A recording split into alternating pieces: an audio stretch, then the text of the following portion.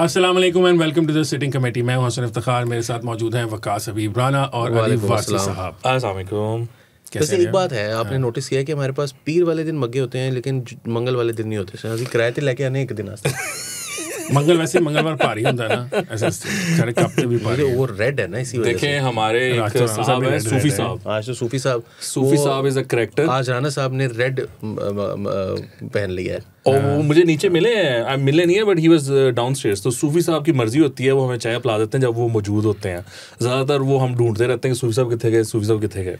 तो लेकिन किसी एक ने तो रेड पहन लिया ना। वो तो था ना गेम ऑफ थ्रोन्स में, कहते there must always be a Stark in Winterfell, तो there must always be red in one the of show. Us wearing red in now the next Monday के ऊपर मेरे पे पड़ा राना साहब। कल ही हम तीनों में से एक कोई भी न्यूट्रल कलर जरूरी पहनते नहीं हैं। यू लाइक हसन ने कह दिया हूं तो पुट्ठा So, कलर मैं वापस ही जाऊंगी। I am a very colourful personality. बस ये माहौल और मुझे मैंने कल आपके बारे में कहा था, वो राना साहब चाहते हैं कि उनके बारे में कहा जाए। अच्छा, आपके बारे में कहा जाए। राना साहब ये रेड फ्लैग्स लग रहे हैं। राना साहब को राना साहब फील करके राना साहब ये रेड मुझे तो कहा ही नहीं। किसी ने मुझे बच्ची बात नहीं कहा आज तक। तो राना साहब जो है ना वो रेड फ्लैग है भी नहीं है। अच्छा, मेरा रिएक्शन रह गया कल वाले शो में। कौन सा व्हेन यू सेड दैट, हाँ बिल्कुल एंड पे, और मेरा जो फेस रिएक्शन है वो आ गया है और उसके बाद शो एंड हो जाता है। हाँ, तो आना चाहिए था ना। उसने कहा आपने मतलब मैं तो शो एंड कर रहा था तो मैं इसे रिएक्ट कर नहीं सकता। अच्छा, शो आज शुरू कर लें। वो कोई पाकिस्तान के सिंगर हैं तलहा अंजुम साहब। जी जी जी, ठीक है, उन्होंने किसी कॉन्सर्ट में जाके तो भारत का झंडा लहरा दिया है नेपाल में। क्या बात है। देखें ही इज अ यूथिया। हाँ, और ये जो उसने हरकत की है, ये उसने अपनी तरफ से ना रेबल बनने की कोशिश की है। छोटा 2 पैक होता है ना, शॉपर पैक, वो वैसे साशे 2 पैक पैक, है, वो साशे वाला। पैक। तो वो वाला ना उसने वो बनने की कोशिश की है। बट थिंग इज कि मैं पहले भी कह चुका हूँ, मैं दोबारा कहता हूँ कि Talha this is nothing short of being stupid. And और उसकी वजह पता क्या है? क्योंकि देखिए हमने भी जंग की जाके, हम नहीं एग्रेसर, इंडिया एग्रेसर था। हम, आपको पता ना अली, आप यही बातें करते थे यार इंडिया के साथ मामलात अच्छे होने चाहिए, ये है वो है। जंग से पहले उसने फिर वो जो हमारे साथ किया है आकर, तो उसके बाद हमने अल्लाह का शुक्र है कि हमारी इज्जत बच गई। इमेजिन कि हमारी इज्जत ना बची होती। तो ये जो लोग हैं, ये उस वक्त इस चीज़ को सेलिब्रेट कर रहे होते कि वो देखा इंडिया फैंट गया। क्योंकि अलीमा बाजी ने उस वक्त भी ये नैरेटिव शुरू कर दिया था कि वो तो इंडिया फैंट गया, इन्होंने क्या करना है, इन्होंने क्या करना है। अच्छा, आप ये कह रहे हैं कि ये डिसअपॉइंटेड थे कि हमने कुछ कर लिया। दे वर एक्सट्रीमली डिसअपॉइंटेड। 10 मई को हमने किया है, उसके बाद तो इनको समझ नहीं आई कि अब क्या करना है। फिर ये शुरू हो गए, नहीं हमने भी लड़ी है जंग, नहीं हम साथ थे, हमारा सोशल मीडिया लड़ा है। सो थिंग इज कि ये जो तलहा जैसे है ना, क्या मैं इसको कहूँ अब, फनकार भी नहीं कह सकते। उसने कहा ना कि मेरी जो ये आर्ट फॉर्म है, इसके बॉर्डर्स नहीं है। तो मैंने उसको यही कहा, मैंने उसको बस ये कहा है कि भाई तू एक कॉन्सर्ट कर, तू इंडिया जा, वहाँ जाके कॉन्सर्ट कर, तुझे लिटरली तेरे मुंह पे इतनी जगह नहीं है जितनी चपेड़ें तुझे पड़ जाएंगी। क्योंकि वो ये कह दिया आपने। नहीं, लेकिन यार बात ये कि वो इंडिया जा ही नहीं सकता। इंडिया उसको बुलाएगा ही नहीं। बॉर्डर्स वो कह रहा नहीं है, तो he should try to go there ना, डू समथिंग अबाउट इट। बल्कि मैं कहता हूँ कि बॉर्डर नहीं है तो जाओ।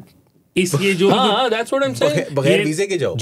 तलहा अंजुम की अमन की आशा को 14 साल लेट नहीं चल रही, मतलब 14 साल पहले इस तरह की थी। यार हसन, ये भी एक मसला हो गया पाकिस्तान के अंदर ना। अमन की आशा ने जो एक क्रिएट की थी, एक सिविल सोसाइटी क्रिएट की थी, ये वो है नहीं, वो ना मतलब एक अजीब सी सिचुएशन में फंस गए बेचारे। वो अभी तक अमन की हसरत जो है ना, वो उनकी वो अब हसरत तो फिर वही होती है ना जो पूरी ना हो सके। नहीं, ये टॉक्सिबल है। वो जो लोग हैं ना, दे आर रिस्पेक्टेबल। चलो उनका पॉइंट रिस्पेक्टेबल, मैं रिस्पेक्टेबल और इररिस्पेक्टेबल मैं कह रहा हूँ, इररिस्पेक्टिव ऑफ मैं कह रहा हूँ, मेरा पॉइंट ऑफ व्यू ये है कि चलो वो लोग वो करते हैं, और हमारा भी पॉइंट ऑफ व्यू यही था कि यार अमन की आशा ही होनी चाहिए। लेकिन अब ये जो लोग हैं ना, these are the toxic lot. ये किसी रिस्पेक्ट, किसी भी जिसको कहते हैं ना कि सिंपथी के काबिल नहीं है। और मैं आपको बता रहा हूँ कि ये जो स्टेम हो रही है ना चीज़, ये इमरान खान और उसका जो इश्क है ना, वो बोलता है। अब आपने उधर, ये सारा स्टेज था, यानी ये वो जहाँ के खड़ा रहा है, वहाँ पर क्राउड में एक बंदे के पास झंडा था, ये वहाँ पे खड़ा रहा है, उसने वो झंडा फेंका है, इसने पकड़ा है और फिर इसने उसको अपने कंधों पे किया है. सो ये सारा प्लान था और ये सारा स्टेज था, ये वो नहीं हुआ. उसके बाद पहले तो मुझे लगा कि ये फेक है, फिर उसने ट्वीट कर दिया, ओ मैं कहा he really is that stupid. तो वो मतलब ये है मेरे ख्याल से, I hope there is a law, इसको ये वापस आता है तो इसको पकड़कर कहीं पर डालकर इसे पूछना चाहिए कि भाई तेरा कौन सा ऐसा इश्क है इंडिया के लिए, इंडियन फ्लैग के लिए, जो तू तेरे से वो बर्दाश्त नहीं हो रहा. अच्छा फिर पाकिस्तानी फ्लैग कहाँ था? अगर तूने इंडियन फ्लैग लेके फिरना है तो उस वक्त आप एक पाकिस्तानी फ्लैग लेके अगर ये खड़ा होता तो कहता इंडिया पाकिस्तान की दोस्ती, यू नो.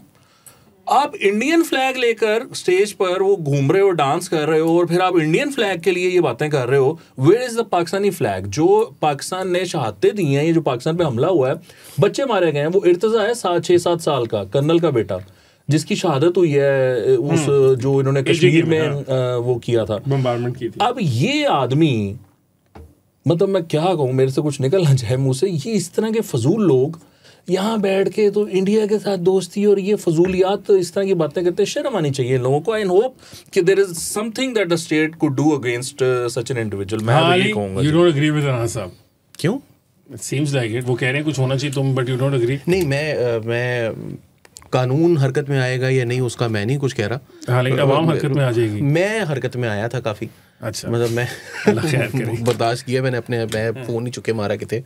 बात यह कि एक थी अमन की आशा वाली लौट ना, आई थिंक वो ट्रेन निकल गई हुई है, ठीक है ना. There was a time in 2008, 2009, 10, 2006, 5, 4, 6, 7 उस टाइम पर ये सब कुछ चल रहा था. और आई थिंक कि वो उसमें कोई बदनीयती किसी की शामिल नहीं थी. कोई ये नहीं था कि पाकिस्तान और इंडिया के दरमियान जो है वो ताल्लुकात ठीक करा के कोई उनकी अपनी, मगर genuinely people wanted, they had an Asha for Aman. But the thing is कि अब वो हसरत बन चुकी है. 10 साल से 11 साल 12 साल होने वाले हैं मोदी जी जो हैं वो वहाँ पर हुकूमत में हैं. और आई डोंट थिंक कि मोदी टुक अ बैड स्टार्ट, लेकिन कुछ चीज़ें ऐसी हुई, पठानकोट वाला वाक़या हो या दूसरे तीसरे जो भी वाक़यात उस ज़माने में हुए उससे वो सावर हुआ टेस्ट, और फिर उसके बाद वो ठीक नहीं हुआ, ख़ास तौर पर नवाज शरीफ के आउस्टर के बाद 2017 में. अब 2025 में specially 6 months into a war आप इस तरह की बातें करना, एक उसकी टाइमिंग का जो है ना वो एक कम्प्लीटली ऑफ है इनकी.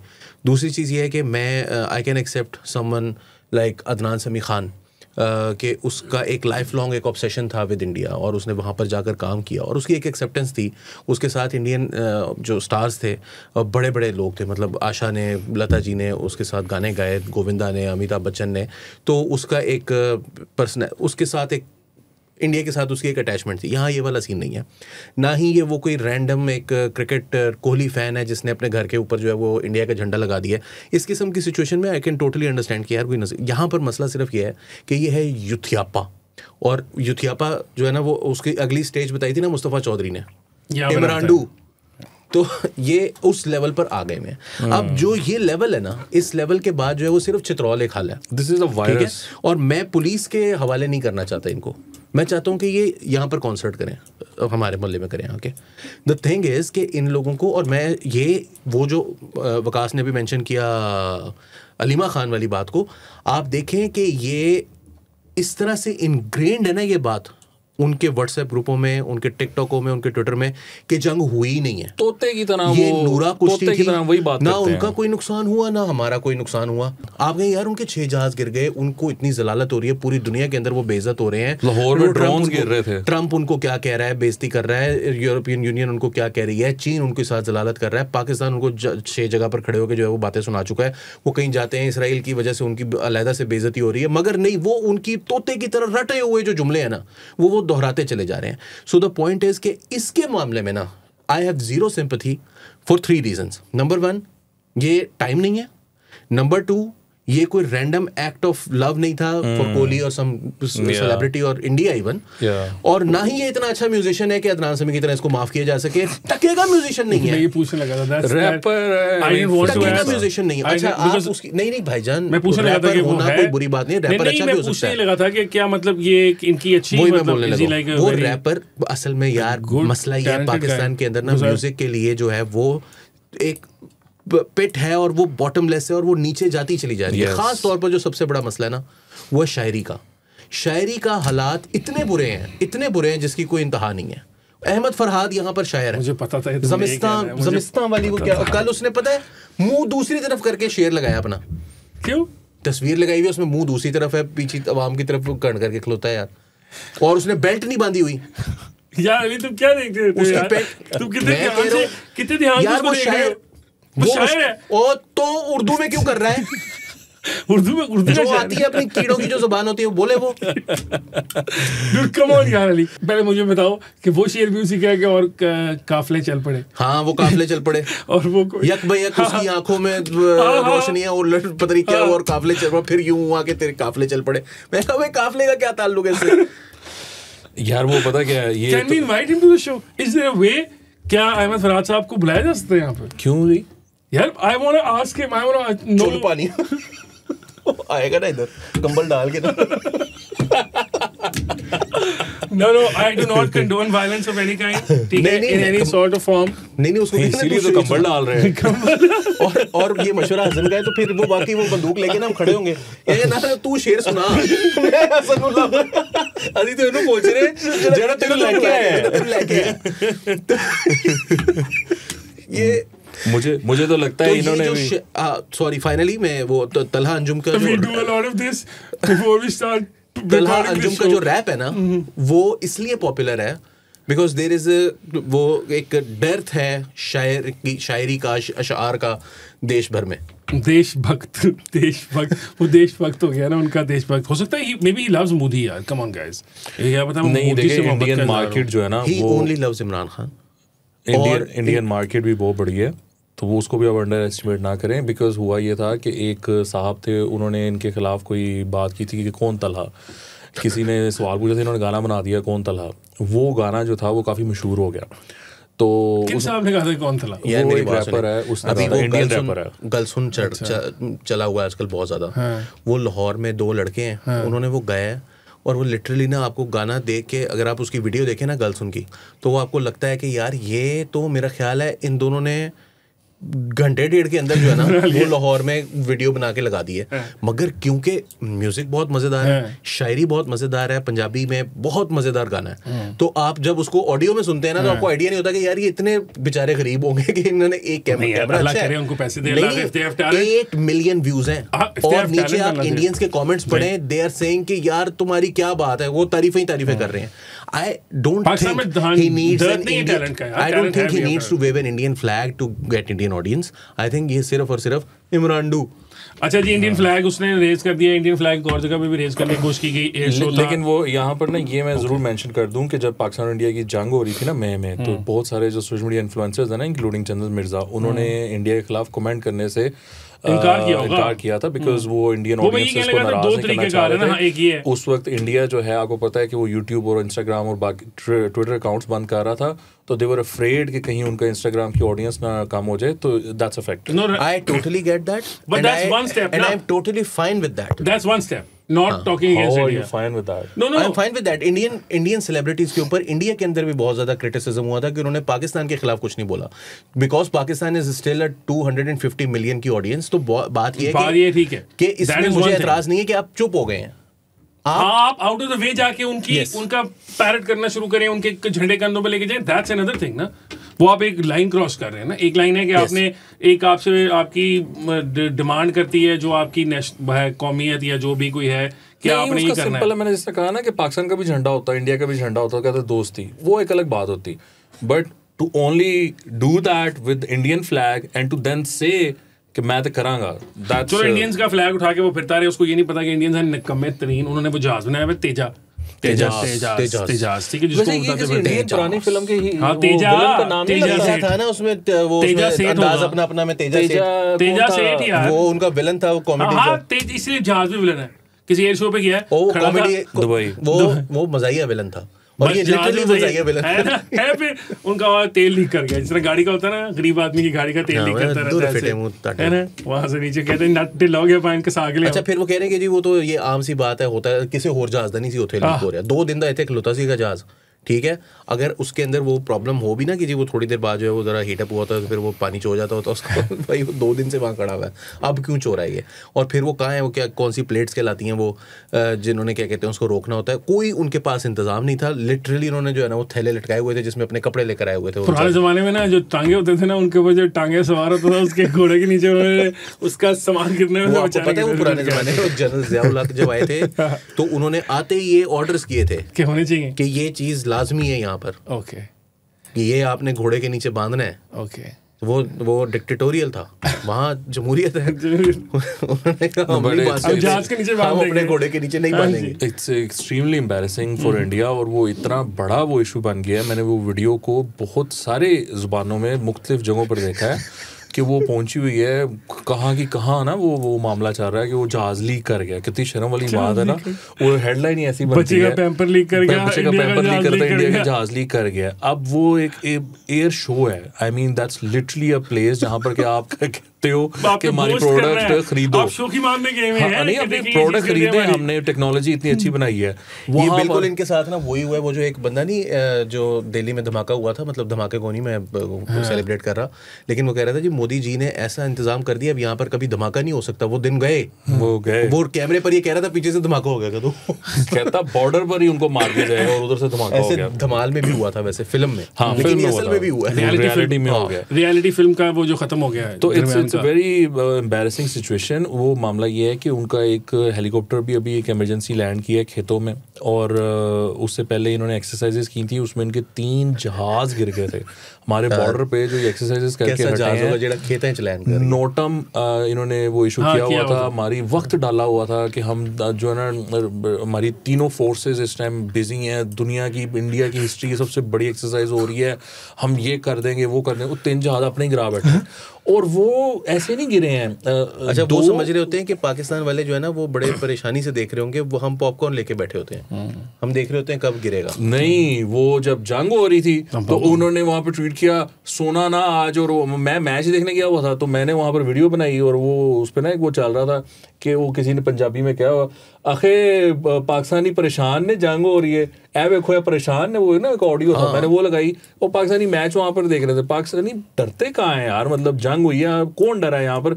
इनफैक्ट जहाँ जंग हो रही होती थी वहां पर पहुंचते थे। हमारे में तो कई ऐसे थे जो दुआएं कर रहे थे कि हम हार जाए, छोड़ो। तो एनीवे, सो वो कई बेशरम ऐसे थे, खुल के सही बताओ ना, कई बेशरम ऐसे थे जो ये कहते हैं लग रहे हम हार जाए। हाँ, वो ऐसे। हाँ जी राणा साहब। अच्छा, वो तो वो मैं कह रहा था कि एक्सरसाइजेज में भी ये चीज़ हो चुकी है, इनके 3 जहाज गिर चुके हैं। सो ये इनका देर आर सीरियस इश्यूज, और इनफैक्ट उस एक्सरसाइजेज में तो इन्होंने कुछ जैमिंग शुरू की ना। इन्होंने कहा कि ये जो पाकिस्तानियों ने किया है वाइड स्पेक्ट्रम पर जो जैमिंग करते हैं, ये भी हम भी करते हैं, साइबर वॉरफेयर। वो अपने 3 मेन एयरपोर्ट्स को डाउन करा लिया इन्होंने। वो जैमिंग का अपने ऊपर ही असर कर लिया, 3 एयरपोर्ट्स इनके डाउन हो गए हैं। वहाँ पर इतनी लंबी लंबी लाइंस रख दी, फ्लाइट्स नहीं उड़ी, बहुत प्रॉब्लम रही है। So India has a serious issue, और वो रिफ्लेक्ट हुआ है तेजाब के थ्रू। मुझे आपकी बात से याद आ गया, उन्होंने बंद करने की कोशिश की, अपने एयरपोर्ट बंद कर लिया, मुकाबला पाकिस्तान में कर रहे हैं। आपको पता है some time in 2000 something, Ali एक बात सुन लेना है, 2000 समथिंग पाकिस्तानी गवर्नमेंट ने, और आई एम श्योर जरदारी साहब का दौर था, ये मुझे याद है कि वो पाकिस्तानी गवर्नमेंट ने यूट्यूब पाकिस्तान में बैन करने के चक्कर में पूरी दुनिया का यूट्यूब उड़ा दिया था। पर सम आर्स पाक जो है वो जो कोई भी चक्कर किया था, जो कोई भी, मुझे नहीं एग्जैक्ट डिटेल्स उसकी पता, बट इट्स अ फैक्ट, आप चेक कर सकते हैं, go and Google it and you will find out कि पीपल्स पार्टी के दौर में हुआ था, इन्होंने उसको बंद करना था डोमेस्टिक ऑडियंस के लिए, लेकिन कुछ व्हाटएवर हैपेंड कि वो फॉर सम आवर्स वो यूट्यूब जो है वो पूरी दुनिया के लिए बंद हो गया था। अच्छा, उसमें ऐसे है कि ये जो है ना वो लोअर स्टाफ की गलती है, और इसकी जो मेंटेनेंस है वो जिन अहलकारों की गलती थी, वो की जो जिम्मेदारी थी, उन्होंने अपना काम नहीं किया। लेकिन एट द सेम टाइम ऊपर भी कुछ लोग हैं जिनका काम था कि वो चेक करें कि लोअर स्टाफ मेंटेन कर रहा है, और वो भी वो जहाज़ जो कि हमने जाके एयर शो में दुबई में खड़ा करना है, जहाँ पर दुनिया के सारे जहाज़ खड़े हुए होंगे, तो उनको गिरफ्तार भी होना चाहिए मेरे ख्याल में। लेकिन यार एक बात पूछूं, मगर आपको एक अच्छी बात बताऊं, मैं छोटी सी पूछनी, राणा साहब ने इतने तरीके से बताया, मैं इतना खुश हो गया था, हमने इतनी बेइज्जती कर ली थी इंडिया की, तूने उसको छोटी सी एक ट्रिवियल सी बात बता रही है, हाँ, कि एक छोटे से मुलाजिम ने अपनी नौकरी ठीक नहीं की, इसलिए उनको ये हज़मियत का सामना उठाना। हमें फैक्ट्स भी बताने हैं आवाम को, आप जुगते जारी रखें, नहीं यार देखें ना साहब, डाउनर हो गया ना पूरा। आपने तब तक कि देखो लीक कर गया, बेइज्जती हो गई, वो बता रहा है असल में ये मसला नहीं है, निकम्मा जो मेंटेनेंस वाला बंदा है वो तो हमारे पास भी है निकम्मे लोग। लेकिन वो जो एक मेंटेनेंस वाला बंदा है वो जंग के दौरान इसकी तेल चेक ना करे तो क्या होगा? हाँ ये this is good, this is a good. तो वो जो जहाज तो गिर गया ना, मतलब गलती किसी की भी थी, पायलट की नहीं थी, लेकिन असल में तो जहाज गिर गया ना। लेकिन चले छोड़ें इस बात को, मैं कह रहा हूँ कि अब हमें खुशी तो इस बात की होनी चाहिए कि हमारा सऊदी अरब के साथ डिफेंस पैक्ट है। अब तो अगली खबर की तरफ चला गया। हाँ, जहाजों पे चले हुए आज हम उधर जहाज, आज हम शुरू जहाजों से हुए। पहले एक जहाज सिंगर था, उससे शुरू हुए जहाज आ रहे हैं, इंडियन जहाज 48 F-35s। हाँ ये स्टोरी नाज़िम स्टोरी अली ने बता दी है कि सऊदी अरेबिया को अमेरिका दे रहा है 48 F-35s। Yes. और साथ ही अली ने बता दिया कि हमारा डिफेंस पैक्ट है सऊदी अरेबिया नहीं, लेकिन वो नेटो लाइक डिफेंस पैक्ट वो भी करने जा रहे हैं ना दोनों, सऊदी अरेबिया और अमेरिका, जो जिस तरह का हमारे साथ है ना। सीटो सेंटो वापस आ गए। दोस्त का दोस्त होता है ना। नहीं वो इतना मामला नहीं है, इतने ना आप खुश हो। लेकिन ये है, लेकिन हमें F-35 चलाने को मिल जाएगा ना। हाँ, चलाने को उड़ाएंगे ट्रेनिंग के लिए। आगे हम चाइना को बताएंगे, चाइना उससे अच्छा बना लेगा। नहीं तो राफेल हमने ये कहा ना, कतर के पास थे ना, तो पाकिस्तानियों ने जाकर उनको किया था उस पे ट्रेन, तो वो पाकिस्तानियों को उसकी पता थी। कहता हूं आपने उड़ाना, मैं कहना सन दूजा अंदर चला स्टार्ट कर, मैं बैठे थे। उन्होंने चलाया रफाल, चला के दिखाया है, उसके बाद चाइना को बताया, चाइना ने कहा अच्छा इसको एवं गिरा दें। अच्छा फिर रंजा मिल गए, फिर वो उनके पास आ जाएंगे सऊदी अरब के पास, वो डिफेंस पैक्ट हो जाएगा अमेरिका और सऊदी अरेबिया का, नेटो सीटो जो भी बन जाएगा नया, ठीक है। तो हमें फायदा है ना, हमारा भी सऊदी अरब खुश होना चाहिए। हम खुश हैं। सीरियस क्यों हो रहे हैं सर?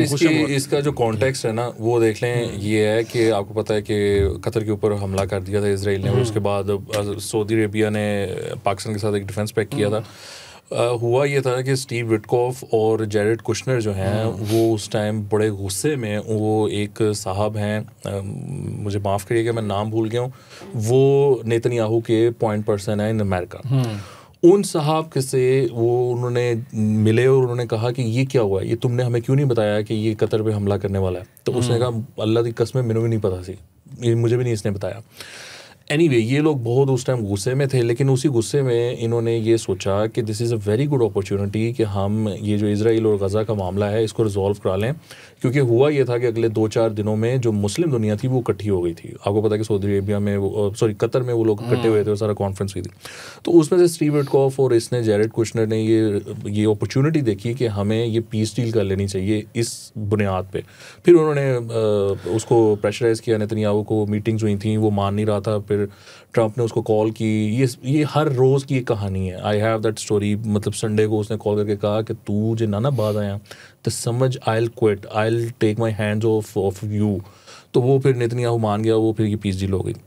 वो उसकी बैकग्राउंड ये है कि वो अमेरिका जो है ना वो कभी भी सऊदी अरेबिया से अपना हाथ नहीं उठाना चाहता था, या कतर से भी। वो आपको पता ना कतर के साथ ऑलरेडी कर चुका है। तो उनका अमेरिकन का ये था कि ये तो इसने चवल मारी है नेतन्याहू ने, आप हमसे ना नाराज हो, will protect you, will do whatever, because इतना पैसा है America doesn't want to lose out on that. हाँ, ये भी F-35 भी चंगे बिलियंस के बेचे के, और पाकिस्तान ने तो उसमें से जो निकाल लिया, मतलब एक पैक कर लिया सऊदी अरेबिया के साथ। That's a huge achievement considering that America is also bidding for the same post that you got.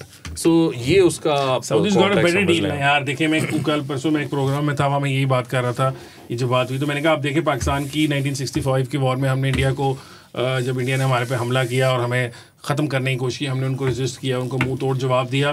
तो उसके जो सब्सिक्वेंट अरब वॉर्स थी सारी इसराइल के साथ, उसमें पाकिस्तान का एक बहुत बड़ा रोल था। चलो अगर बूट्स ऑन ग्राउंड जितने ज़्यादा नहीं थे तो कम से कम हमारे पायलट्स थे और ये था, और वो था हमारी मार्केट वैल्यू ये अरब वर्ल्ड में बहुत ज़्यादा थी। फिर वो टाइम गुजर गया, you know, and everything went away. अब ये मई में जो 2025 में हमने दोबारा फतह हासिल की है, इसके बाद हमारा स्टॉक फिर बढ़ गया है पूरे उसमें। अब ये जॉर्डन वाले भी आए हुए हैं, सऊदी अरेबियंस भी आए हुए हैं, कतर वाले भी आए हुए हैं, हर बंदा हमें कह रहा है कि यार मदद करो हमारी। आज ही की खबर है कि हमारी जो मैन पावर है, ह्यूमन रिसोर्स है, वो सौदी अरेबिया में डबल होने जा रही है। लेकिन उसमें एक बहुत इंपॉर्टेंट चीज़ है, वो ये कि आपको पता है कतर जो है ना वो कोई उसकी कोई ना वो नहीं है, अल्लाह की तरफ से दी हुई हुकूमत नहीं है उनकी ना।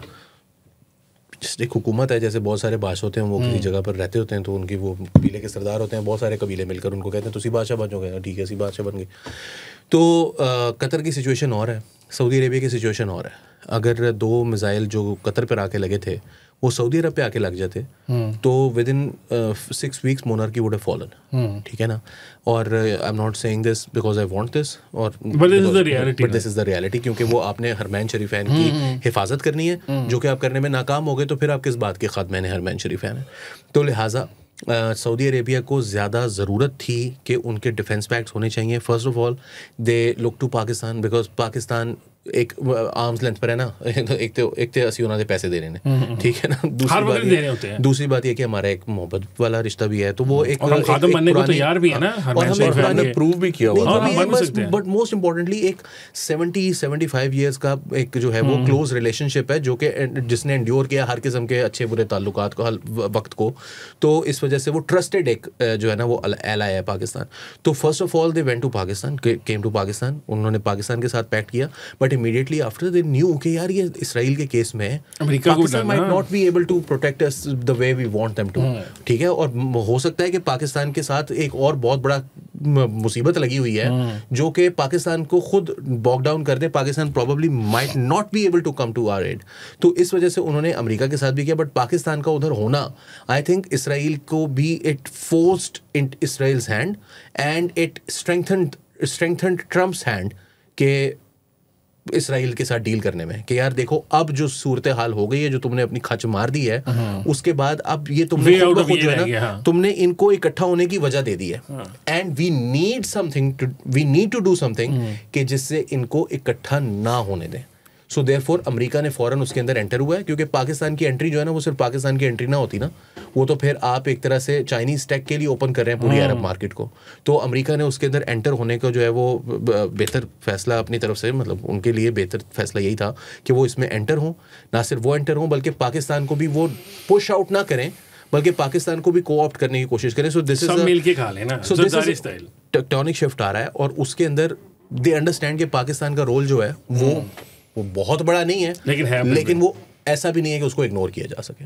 चलिए राणा साहब, अब ये तो मामलात हो गए ना. अब मसला ये भी है कि एक वो हमारे ऑपोजिशन लीडर है आजकल, वैसे तो मैं कहने लगा था कि कॉम्प्रेस अभी पता नहीं उनके पास ओहदा नहीं है, क्या चक्कर है वो नहीं है. हाँ, वो क्या है, उनको बनाया नहीं है opposition leader in the national assembly because वो नोटिफिकेशन नहीं किया उन्होंने. हाँ, उन्होंने दरखास्त तो डाल दी. मैच फंसा हुआ. हालांकि बड़ा ही अजीबोगरीब मामला. पता नहीं असल मैच का भी क्या बना. खैर वो मैच फंसा हुआ है. तो वहाँ पे जो मैच है उसके अंदर वो जो मैच जिनका भी फंसा हुआ है ना, वो भाई साहब जो हैं अब वो कह रहे हैं कि ये पता नहीं यार वो अजीब बातें करते हैं. मतलब मुझे उनकी ये बात समझ नहीं. मैं आपके सामने पेश कर देता हूँ, आप दोनों अपना इसमें मौका देते हैं. ठीक है. But you know he makes no sense these days. He is like an old man rambling about stuff. वो कह रहे हैं उनकी भी एक अमन की आशा है उस पास है. यार ये अमन की आशा एक है और एक है कि पता नहीं कोई डिलूजनल होना इंसान का वो लगा है. वो कह रहे हैं कि जी आपने ये जो इस्लामाबाद धमाके के अंदर लिंक ढूंढा ना अफगानिस्तान के अंदर और उनके साथ मिले हुए लोगों का, ये है ही कोई नहीं, एग्जिस्ट नहीं करता. आपने हमें बना लिया है अपने पास. तो पता लगा कि वो अफगानिस्तान तो नहीं है, कोई अफगान इन्वॉल्व नहीं है. कोई अफगान ऐसा नहीं कर सकता. कभी किसी अफगान ने पाकिस्तान में दहशतगर्दी नहीं की, कभी की नहीं, कहीं भी नहीं. किसी वो चूंकि पख्तून तो नहीं, वो कहते हैं अफगान कहते हैं तो अफगान. अच्छा सर, इसमें ना वो मसला ये है कि वो उनके साथ खड़े हुए थे लामा नासिर अब्बास साहब. वो भी उन्होंने लानते डाली हैं इमरान खान पे. उन्होंने इमरान खान पे लानते डाली हैं. इमरान खान पे लानते डाली हैं. कैसे? वो तो सेनेट में लीडर हैं. सॉरी, वो उनको ना तैयब बलोच ने कहा कि आप ये जो दहशतगर्दी लेकर आए हैं वापस, आप उसके खिलाफ क्यों नहीं बोलते. मैं बोलता हूँ, क्यों नहीं बोलता. तो उन्होंने कहा आप उसको कंडेम करें. उन्होंने कहा लानत उस पर जो इनको लेकर आया, जिसने बसाया, जिसकी हुकूमत में आया. तो उसने कहा वो इमरान खान की हुकूमत का था, जिसकी भी हुकूमत थी, लानत उस पर. और फिर उसने आगे अपनी बात की. वो उस पर Tayyab Baloch was sharp enough. उसने कहा भाई पार्लियामेंट ने पास किया, फिर आप भी 27वीं तरमीम पे लानत भेजते हैं. उसने कहा कि पार्लियामेंट ने की, मैं कैसे लानत मैं क्यों लानत भेजूं. अच्छा, तो वो बड़ा इमरान खान को रगड़ गया वो ना. तो वो मतलब जिसको कहते हैं ना कि ये कोई सही पॉलिटिशियंस नहीं है, इसी से पता चल गया. को पता है पॉलिटिशियन तो इस तरह एग्रीवेट भी नहीं होते. वो मौलाना फजल रहमान जैसा बंदा खड़ा हो तो वो इस तरह के वो मामला नहीं करते. इवन असद कैसर यार, असद कैसर साथ खड़ा हुआ था. उसने वो लिटरली ना अनकंफर्टेबल लग रहा था. वो तो ऊपर देखने लग पड़ा था जब उसने लानत डाली ना. क्या कर रहे हैं यार. ही वाज लुकिंग अप से. वो कह रहा अल्लाह ताला बिनु किथे फसाद है. मैं साथ खड़ा हूं और वो इमरान खान पे लानते डाल रहे. अच्छा, वो अब so see they are not really fit to mainstream politics में आपको सीधी बात बता रहा हूँ कि वो उनको एक ऐसा चैलेंज दे दिया इमरान खान ने कि चलो आगे लगा दिया कि चलो आप हरकतें करो. So now expect them to do these things and you will see more of it because they are not really fit for this. ये स्टपनी है, ये मतलब किसी के साथ लग सकते हैं. वो खड़ा प्रेस कॉन्फ्रेंस कर रहा है, साथ खड़े हो गए कि जी हम आपके लिए ना ये कर देंगे वो कर देंगे, अच्छा हमारा भी आपके साथ है. But it seems that they are not trained और they don't really understand the dynamics of it कि आपने क्या बात करनी क्या नहीं बात करनी. जब आप कहोगे कि इस्लामाबाद के हमले में कोई अफगान शामिल नहीं है तो आप अपने मजाक उड़ा रहे हो ना. मतलब कोई बच्चा भी होगा आज की तारीख में वो आपको कहेगा यार ये पापा पागल हो गया, ये क्या बात कर रहा है. सो प्रॉब्लम है कि यू आर रिप्यूटेबल पॉलिटिशियंस, आपकी मतलब इज्जत है, आपका एक मकाम है, बट वो जहाँ तक है उसको वहीं तक ही रहने दें. क्यों अपनी सियासत ख़राब कर रहे हैं वो भी इमरान खान के पीछे. तो आई वुड एडवाइज़ देम कि अगर आपने इमरान खान के पीछे कोई इस तरह की हरकतें करनी है तो ना करें. मेरा तो ये मशवरा है, बाकी करके देख लें, कोई अच्छे रिजल्ट नहीं निकलने. अली बात है कि मुझे से बात ख्याल है कि इमरान खान साहब ने भी ये ऐसे शख्स को जो ये सारी बातें करता है और उसकी पास भी ऐसे ही रहा ना, मतलब वो उसको जान के सिर्फ रियासत को चढ़ाने के लिए ही रखा है ना कौमी असम्बली का वो. वरना ये कोई अगर कोई रिकन्सिलिएशन या अगर कोई एक्चुअल मामलात को सॉल्व करने के लिए होता तो कोई फहम शनास किस्म का आदमी लगाते हुए सोच सकता लगाया था उन्होंने उमर अय्यूब, तो ਉਹਦੇ ਨਾਲ ਵੀ फहम शनास नहीं किया. हाँ उनके साथ ज्यादती हुई. But he doesn't trust anyone in his own party ना. भी नहीं ट्रस्ट करते. वो महमूद खान अचकज़ई भी जिस दिन कहेगा कि मैं नवाज शरीफ से बात करने के लिए ज़रदारी से बात करने के लिए जा रहा हूँ, उस दिन Mahmood Khan Achakzai will also be dismissed. अच्छा, what is the problem with Mahmood Khan Achakzai other than the fact that यार देखिए महमूद खान अचकज़ई ओल्ड नेशनलिस्ट. मैं बताता हूँ, पीके मैप जो है वो 2 सीटों की मैक्सिमम वरना 1 सीट की पार्टी है. कभी कभार वो 1 सीट भी वो हार जाते होते हैं. तो उनकी जो सीट है उसके ऊपर अब जाहिर है कि उसका नाम ही पश्तूनख्वा मिली अवामी पार्टी है. तो जो भी कुछ उस रीजन के अंदर हो रहा है, नंबर 1. नंबर 2 उनका मैंने उस दिन भी बताया था कि बिजनेस है और जाहिर है अचकज़ईज़ जो हैं वो बॉर्डर के दोनों तरफ रहते हैं, पूरा कबीला है. और वो जो कबीला है उसकी मैंने आपको बताया कि हम 80 से 70 से स्पेशली तो पॉलिसी ये रही थी, बल्कि उससे पहले भी ये रही थी कि ड्यूरेंट लाइन के ऊपर कोई बॉर्डर नहीं था. सो जिसको हम स्मगलिंग कहते हैं वो उनके लिए जो है वो नॉर्मल बाजार जाके चीज़ खरीद के लेकर आने वाली बात थी. तो अब उनकी जो बिजनेस इंटरेस्ट्स हैं उनके ऊपर भी एक जो है वो ज़ाका आ रही है. जिस तरह अफगानिस्तान के अंदर आ रही है, वो मुल्ला गनी ब्रदर जो है वो कह रहा है कि जी यहाँ से पाकिस्तान से अपने छोड़ के और दूसरी मंडियाँ ढूंढो. तो इसी तरह अब हम इनको कह रहे हैं कि तुम भी दूसरी मंडियाँ ढूंढो. ठीक है ना. बेसिकली हम अभी we are smart enough to not say it openly. काम दूसरा ढूंढो. हाँ, we are smart enough to not say it openly. लेकिन वो जो असद कैसर ने उस दिन स्टेटमेंट दिया है और वो बड़ा सुनने वाला स्टेटमेंट है जिसमें उसने कहा कि भाई हम सर्वाइव नहीं कर सकते पंजाब और सिंध की तरह. हमारे पास कोई ऐसी मंडियाँ नहीं है, हमारी कोई ऐसी इंडस्ट्रियल बेस नहीं है, तो हमारे लिए ये मजबूरी है कि वहाँ पर these are very real concerns. मगर उसके लिए वो कर ये रहे हैं कि उन्होंने एक और बात भी की आज. उसके अंदर उन्होंने ये कहा है कि जो बलोच हैं और जो अफ़गान हैं, चाहे ये तालिबान हैं, इनको पाकिस्तान ने ख़ुद ही बनाया है और पाकिस्तान जो है वो इनके साथ ताल्लुकात और रवाबित जो है वो ठीक करे. वरना अगर कल को इनको किसी ने एंटी टैंक और एंटी हेलीकॉप्टर दे दिए तो हमें जो है वो छुपने के लिए जगह नहीं मिलेगी. सो द थिंग इज़ कि उनको ये लगता है जेन्युइनली कि उनको कोई एंटी टैंक और एंटी मिसाइल्स दे सकता है और वो उस चीज़ के लिए खुद भी प्रिपेयर हो रहे हैं, या कम से कम उनका ख्याल है कि यार इनको ना किसी दिन मिल जाए तो मज़ा ही आ जाए. तो बात ये है कि महमूद खान अचकज़ई जो बात कर रहे हैं वो उसमें जो आर्गूमेंट वो दे रहे हैं ना वो ये है कि जी आपको ये कैसे पता चला. वो पहले तो हम ये बता देंगे कैसे पता चलता होता है. वो पता ऐसे चलता होता है कि जो बंदा आता है ना उसका एक DNA होता है और अगर वो नादरा में नहीं आता ना तो फिर इसका मतलब है कि most likely he is from the other side. दूसरी बात ये होती है कि वो जहाँ जहाँ पर गया होता है उसकी एक ट्रेल वो छोड़ कर आया होता है. फिर उसकी इन्वेस्टिगेशन होती है. इन्वेस्टिगेशन के बाद आपको पता चलता है कि जी ये कहाँ से आया था. उन लोगों को भी पकड़ा जाता है. पूरा एक नेटवर्क है जो कि पकड़ा गया. थोड़ा ये बता दूँ, वो भाई साहब बाइकिया करवा कर पीर वदाई से G11 आए. अब वो जो बाइकिया का बेचारा, वो तो 200 रुपये उसको दिए हैं उसने, खुदकुश हमलावर ने. वो बंदा पकड़ लिया, वो बाइकिया वाला. उससे पूछा कि तूने इसको किस अकाउंट से ये हुआ है, किस नंबर से हुआ है. वो उसको ट्रैक किया. 3 बंदे पकड़े गए हैं पिंडी में, जो कि एक वो जो उसका हेड था वो गया है पेशावर से जाकर वो लेकर आया खुद कुछ जैकेट. ये खुद इधर आया है, इसने उसको रिसीव किया है इस बंदे को.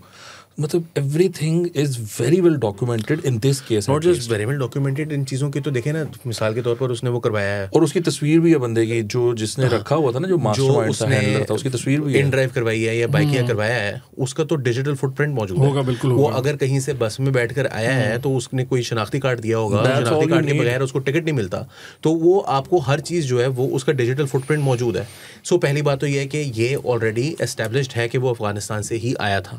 दूसरी बात, ये जो नो ट्रू स्कॉट्समैन फैलेसी है कि जी कोई सच्चा स्कॉट्समैन ये काम नहीं कर सकता, कोई सच्चा अफगान, कोई सच्चा मुसलमान जो है वो धमाका नहीं कर सकता, ये जो स्टूपिडिटी है भाई, बात ये है कि ऐसा नहीं है कि पश्तून ही कर रहे हैं या अफगान ही कर रहे हैं। मुझे याद है अभी थोड़े देर से पहले बल्कि मैंने इंटरव्यू किया, वो रियाज नामी बंदा था जो वो पकड़ा गया था चिन्योट से, उसके वो खुद कुछ जैकेट बनाता है, वही वो उसकी जैकेट फट गई थी चिन्योट में, 2009-10 की बात है, वो बड़ा मशहूर हुआ था वाकया। तो इस तरह का वहाँ पर भी हो सकता है, लेकिन अगर एक चीज़ की आपके पास डिजिटल फुटप्रिंट मौजूद है कि वो वहाँ से आया था, उसने आके ये काम किया है, तो इसको डिनाई करके आप सिर्फ अपने आप को एक बेवकूफ़ साबित कर रहे हैं। But at the same time ये अब वही ट्विटर, टिकटॉक, व्हाट्सएप, हर जगह पर ये कैसे साबित हुआ कि वो अफगान था? कैसे बताएं? ये तो नादरा से पता, नादरा को कैसे पता चला कि वो अफगान था? बाइकिया से पता, बाइकिया को कैसे पता चला कि वो, डेवू तो कैसे पता चला कि वो अफगान था? CNIC उनको कैसे पता? तो आपको जब इसके एंड में सब में कहेंगे कि सब फेक किया जा सकता है, पोस्ट ट्रुथ वर्ल्ड है ना, जिसके अंदर everything can be questioned at any moment, वो आप जो मर्जी दे दें, फैक्ट्स ही एस्टैब्लिश नहीं होंगे कभी। कमाल है, किसी ने भी इसको प्रोग्राम में डिस्कस करेंगे, पढ़े लिखे भी साउंड करेंगे। अच्छा, इसमें ना वो जो अली ने जिस बात का पे इशारा किया ना, वो आई थिंक बहुत इंपॉर्टेंट है और उस पर हमें थोड़ी सी बात करनी चाहिए। ये जो अफगानिस्तान के साथ बॉर्डर रीजन्स हैं और ये जो स्मगलिंग है, जिसको हम थोड़ा सा इजी लेके कह देते हैं कि मतलब हमें ये बताया गया था कि यार वो करते हैं थोड़ा सा, ये है वो है ना, मैंने भी बड़ा इजी लिया उसको, but then I wanted to understand it. तो मैंने उसको जब समझने की कोशिश की तो वो एक सिस्टमेटिक स्मगलिंग है और वो इतने लार्ज स्केल पर हो रही है कि मैं कुछ चीज़ों को जान के हैरान और परेशान रह गया कि वो पाकिस्तान की जड़ों को किस तरह काट रहे हैं। यहाँ पर जो लोग, मैं ना ऐसी बात करता होता था, वो यहाँ पर स्मॉल एंड मीडियम इंडस्ट्री नहीं बनने देते, कोई बंदे को कर्जा नहीं लेने देते, कोई काम नहीं करने देते। तो वो जब मैंने जानने की कोशिश की तो पता चला कि कट्टा स्वाह बननी है यहाँ पर इंडस्ट्री, सारी चीज़ें तो वहाँ से अफगान ट्रांजिट ट्रेड के जरिए वो स्मगल होकर आ जाती हैं। जो स्मॉल एंड मीडियम इंडस्ट्री का काम है वही तो सारा कुछ स्मगलिंग में हो रहा है। और एक अगर इंडस्ट्री बन जाए, वो अगर 200 रुपये की चीज़ उसको इवेंचुअली बेचनी वो चाहेगा मार्केट में, तो वो ऑलरेडी 100 रुपये की मिल रही है, तो वो कहाँ से बेचेगा? सो वो ये जो सारे स्मगलर्स हैं, I would call them smugglers, जो लोग कहते हैं ना कि हम जी नहीं सकते इसके बगैर, हमारा वो नहीं है, ये लिटरली मुल्क को खा पी रहे हैं। मैं पहले समझता था कि ये जो हमारे एक्सपोर्टर्स हैं ना, टेक्सटाइल वाले, ये मुल्क को खा रहे हैं कि ये $5 बिलियन की एक्सपोर्ट करते हैं, $8 बिलियन की इंपोर्ट कर लेते हैं। अब मुझे एहसास हुआ है कि ये वाले भी यही काम कर रहे हैं। तो ये जो स्मगलिंग है ना जी, ये हर सूरत बंद होनी चाहिए। और ये जो आवाज़ें उठ रही हैं ना बहुत सारी, ये इसी वजह से है क्योंकि somewhere someone is sort of trying to stop that smuggling, और ये कह रहे हैं कि नहीं ऐ नहीं होता ना, कोई पश्तून नहीं सीखा, कोई अफगानी नहीं सीखा, कोई नहीं होया, खबरदार इस बारे में किसी ने बात की। तो ये सिचुएशन है which is very unfortunate, I would say. चलो जी भाई, स्मगलिंग तो बंद को नहीं होनी चाहिए, तो ठीक है, शो बंद करो तो शो बंद कर सकते हैं, यही कह रहे हैं। ठीक है, तो प्रोग्राम नाज़रीन आपने हमारा देखा, मंडे और ट्यूसडेज को आप देख सकते हैं 10:30 बजे नया दौर पर। प्रोग्राम को लाइक करें, शेयर भी किया करें हमारी वीडियोस को। मुझे हसन इफ्तिखार को, अली वारसी साहब को और वकास हबीब राना साहब को दीजिए इजाज़त। अल्लाह हाफ़िज़।